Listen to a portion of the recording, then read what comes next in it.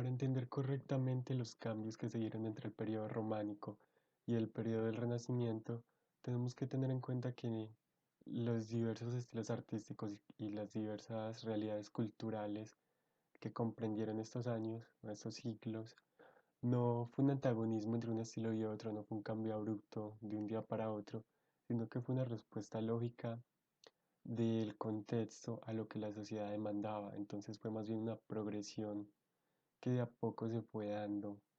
Un periodo fue una respuesta a las necesidades que dejó el otro, así sucesivamente hasta llegar al Renacimiento.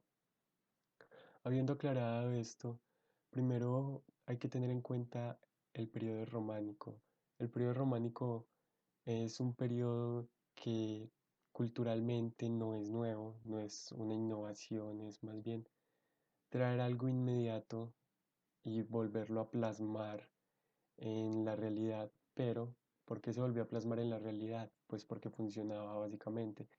Esa realidad pasada respondía a lo que necesitaba la realidad de este periodo. Este periodo socialmente y culturalmente se vio marcado por una sociedad bastante rural, de bastantes guerras, que tenía como muchos esos enemigos, entonces esos enemigos de la cristiandad, entonces se estructuraba todo muy a partir de la vida eclesiástica, de la vida religiosa. Consecuencia de esta importancia y a la vez fruto también de todo el contexto, podemos ver que todo conjuga en hacer que la iglesia sea como ese pilar social, sea como esa estructura central de todo el entramado social, de todo el tejido social de la época, porque vemos que son poblados rurales que no tienen una infraestructura adecuada y que además necesitan protección y necesitan en dónde construirse, alrededor de qué formarse como tejido social. Entonces vemos que la iglesia adopta este papel muchas veces. La infraestructura está donde está la iglesia es la encargada de proveer eso a la gente. Entonces ya vemos al templo eclesiástico ya no solo como una protección espiritual, como un regocijo espiritual para los pobladores, sino que la iglesia es también centro físico, es mercado. Donde está la iglesia están las demás obras, están subyugadas a la iglesia, como la pintura o la escultura. Entonces todo se rige y tenemos que entender que para este periodo románico todo está dado por la iglesia. Ya plásticamente podemos ver que esta iglesia, debido a las limitaciones y que todavía no está tan innovada el sentido arquitectónico de la época, se caracteriza primero por ser demasiado baja, por ser muy gruesa, muros muy gruesos, tiene demasiado peso, ya que las formas de soporte del peso, sobre todo del techo, no están tan avanzadas. Vemos que el mayor soporte que tiene esta iglesia es la bóveda de cañón, que es una asociación de arcos, por así decirlo, simples para sostener este peso, pero eso no le permitía ganar mucha altura, entonces es una iglesia muy baja y con unos muros bastante gruesos. También podemos ver que esta iglesia, y esto se va a contrastar después con el periodo gótico, es una iglesia que un sentido, tiene sentido de su propia limitación, entonces como es una iglesia muy baja, se hace en forma de cruz latina, de la cruz cristiana, por así decirlo, para que Dios desde el cielo pueda ver esto. Entonces ahí vemos como las limitaciones materiales llevan a que se haga la arquitectura de cierta forma. Siguiendo esta estructura de las catedrales románicas, vemos un ejemplo claro como es la Catedral de Lisboa, que tiene todas las características, que es el gran ejemplo de catedral románica. Es de una sensación de que es bastante pequeña comparada a otras catedrales mundiales, que tiene las paredes bastante gruesas, que tiene una figura muy pesada, con unas ventanas muy estrechas y con unos arcos de cañón que le identifican. Y también en los planos se puede identificar esa forma de cruz latina. Como ya se hizo la salvedad antes, toda la sociedad está estructurada alrededor de estas iglesias, de la arquitectura. Es la madre de todas las artes en esta época y todas las demás están subyugadas. Entonces, la pintura y la escultura no existen si no es con ese tema religioso, si no es dentro de esa iglesia. Entonces vemos como la pintura tiene una estructura bastante estricta, no hay mucha cabida para la innovación en estos tiempos. El arte es bello porque se hace de una forma, si no, ya no es un arte bello. Vemos, por ejemplo, un gran ejemplo para ver cómo la estructura de este arte es el ábside de San Clemente de Tajul. Este ábside muestra muy bien la estructura que se sigue porque es un arte muy de intuir, o sea, de contexto. Entonces se utilizan mucho los colores y los tamaños de las cosas para decir lo que se quiere decir. Como las técnicas no son tan realistas, se plasma esa divinidad porque los temas solo eran de divinidad, solo eran sacros. Se plasma esta divinidad por medio de metáforas, por así llamarlas. Entonces hay colores que se usan para las divinidades y lo que va en el centro y lo que está más grande es más importante y todo se estructura. Entonces solo hay como un punto de enfoque en esta pintura que es el centro, que es la divinidad que va en el centro, que es lo que se quiere representar, y todo el resto se estructura alrededor. Para hacer el cambio del periodo románico al periodo gótico, como ya se dijo antes, estas son progresiones, estos avances entre los estilos son progresiones. Entonces hay que hacer la salvedad de que no hay cismas, no hay una definición concreta. Entonces por eso muchas veces las obras de un periodo tienen características de otro porque no se dividen totalmente. Entonces es más bien una progresión en la que tenemos lo románico, entonces se le va agregando algo nuevo y otra innovación con el paso del tiempo hasta que va llegando al periodo gótico que se constituye ya como algo que empezó con esos pilares pero que va con una renovación. Entonces, para entrar de lleno al periodo gótico, primero para entender el contexto social, si hay que definirlo por una sola palabra, sería el dinamismo o la movilidad social.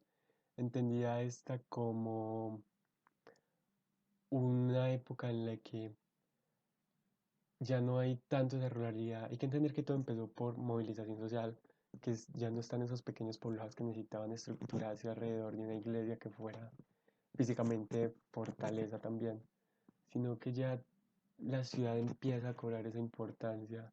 Esas masas rurales se van a las ciudades y esto a su vez permite que al haber más gente junta, mientras más gente haya junta, más potente es un poblado, es una ciudad, es cualquier sociedad.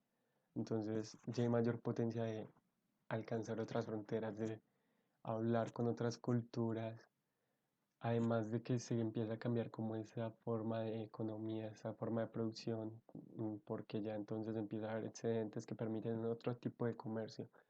Entonces podemos entender que hay otro tipo de contacto entre culturas y es tanto así que el gótico empieza a ser como esa primera rama, ese primer periodo histórico internacional, ese primer arte internacional, o al menos interregional, que daba más conectividad por esa misma mayor capacidad de las ciudades de contactar más lejos por el comercio que se estaba dando. ¿Y cómo se transmitió todo esto? Entonces, ese contexto social, ¿cómo llevó a que se cambiara el arte? Pues vemos que entonces en el gótico se intenta un poco ya plasmar más una experiencia estética más mimética del arte, plasmar un poco más la realidad o hacer las cosas, pintar las cosas más como se ven. Entonces ya hay nuevas técnicas por esto mismo, porque las ideas humanas se van puliendo gracias al contacto con otras ideas, gracias a ese debate, por así decirlo, someter las ideas al debate, en un sentido bastante griego, filosófico. Entonces las ideas se van puliendo, entonces en una ciudad hay más ideas para debatir, hay más gente que pueden perfeccionarlas, entonces se van perfeccionando las técnicas para hacer esas obras. Entonces las catedrales ya cuentan con arcos en forma de ojiva, que pueden sostener más peso, que pueden llevar más alto a la iglesia. Entonces vemos como un cambio total de la forma de hacer la arquitectura.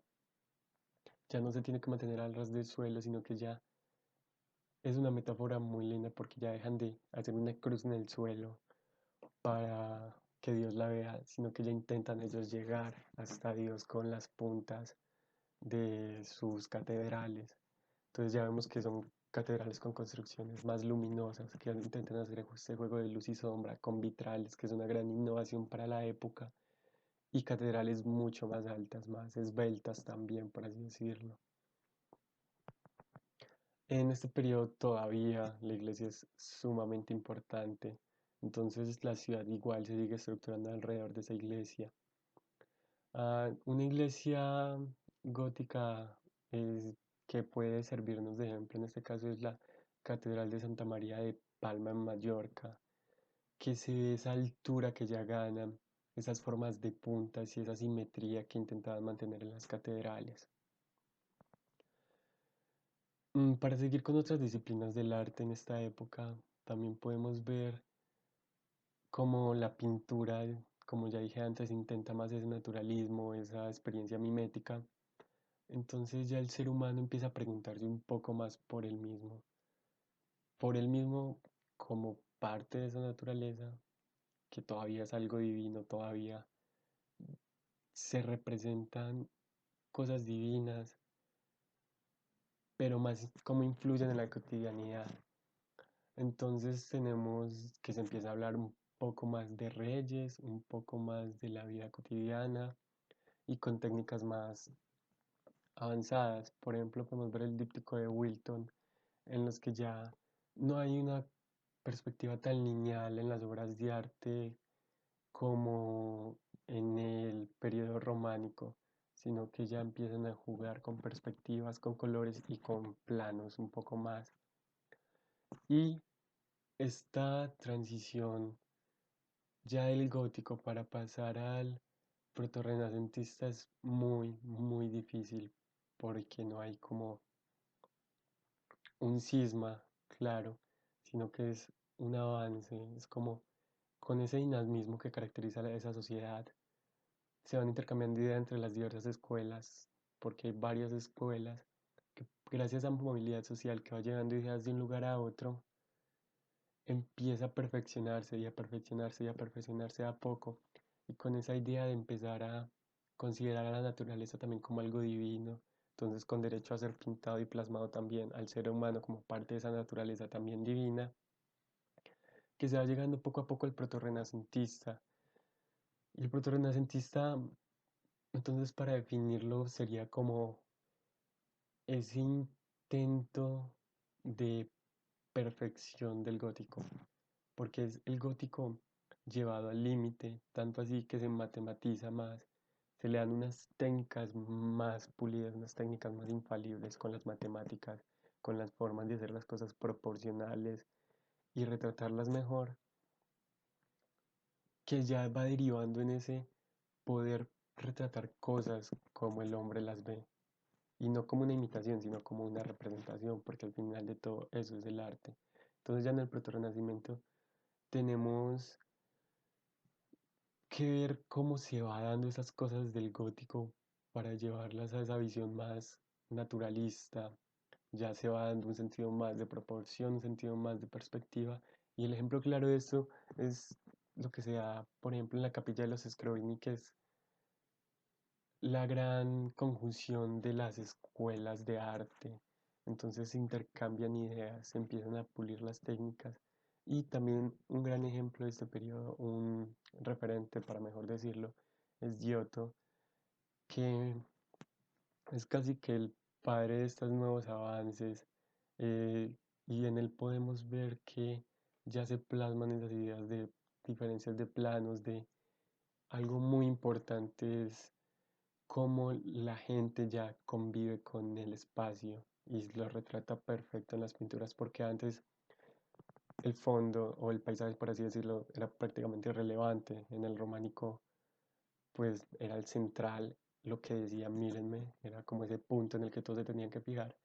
Pero ya en el proto-románico ya se empieza a ver más al humano como esa interacción con lo que lo rodea. Entonces esto es lo que va guiando esa transición para que después termine en el gótico. Entonces, como conclusión, podemos ver que alrededor de esos tres periodos, lo que dio la guía o la pauta para los cambios sociales y por consiguiente para los cambios que se dieron en el arte fue el cambio de producción, el cambio de esquema social, principalmente de un esquema rural a un esquema urbano. Entonces, este esquema urbano ya dio un cambio en la producción porque ya había un excedente y este cambio en la producción ya dio paso a una mayor potenciación de la capacidad humana a través del intercambio de ideas, porque el ser humano al ser un ente social se perfecciona a través de esas ideas. El ser humano, las buenas ideas del ser humano nacen a través de esa sociedad.